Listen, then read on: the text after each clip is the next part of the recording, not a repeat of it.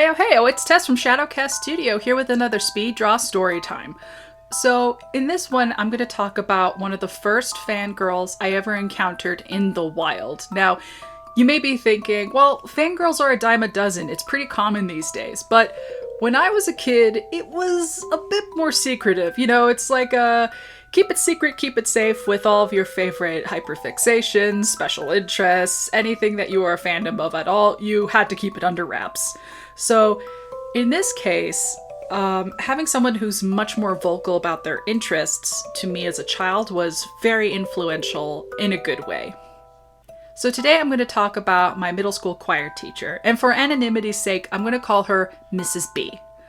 So when I took her class, first off, she was in her 60s, and on the first day of class, she pulled out a poster of the Beatles, pointed to it, and said, "Which one is the cute one?" Now, all of us came up with different answers. Personally, I thought John Lennon was a pretty okay-looking guy. But after we were done, she said, "No, you're wrong. It's Paul McCartney. Paul McCartney is the cute one." And that's when we learned the pecking order of the Beatles, you know?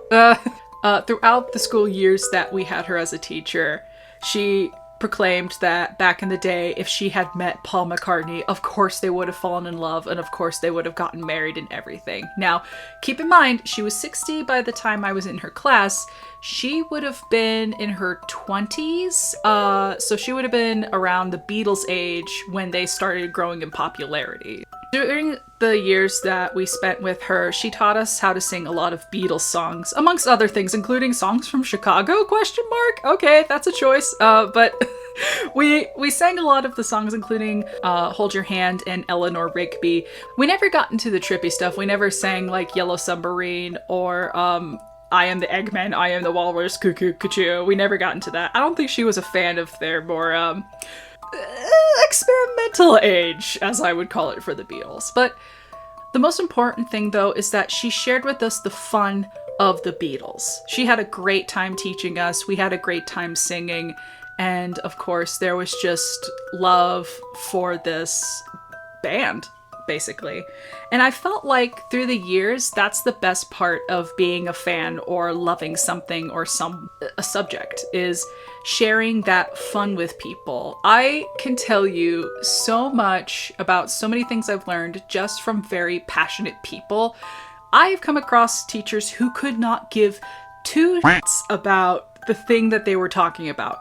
But I've come across people who love the history of Europe, and I have learned so many fun, nitty-gritty facts about the history of things from these very passionate individuals. I have learned so much about bugs from friends of mine who love insects and smaller creatures. I have learned a huge ton about aspic from Oneshi Press's Jayel. If you don't know what aspic is, it is basically the predecessor of Jello. And yeah, now I know the history of aspic because he's obsessed with it.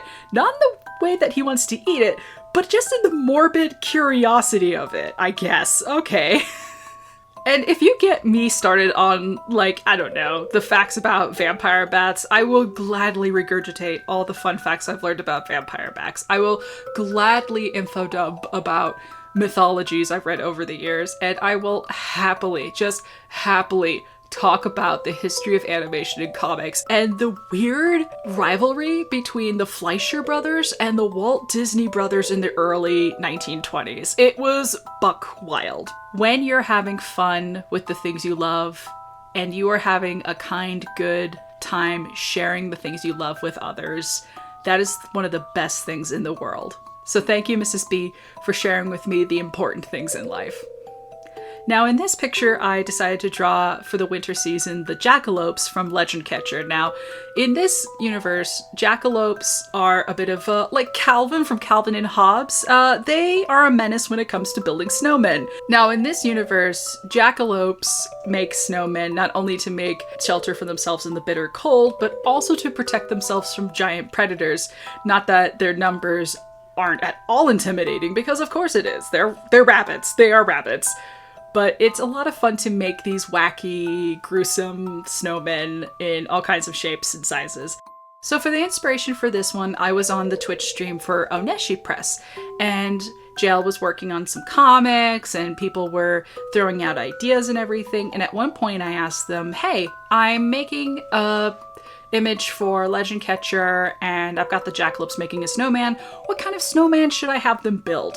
And they had all kinds of fun ideas, but two stood out to me, so I decided to combine them. I decided to make a snow yeti riding a snow unicorn. And folks, this was so much fun to make and render. It's always a fun time bringing these ideas to life. So thank you so much to the Twitch stream for being my muses in this case.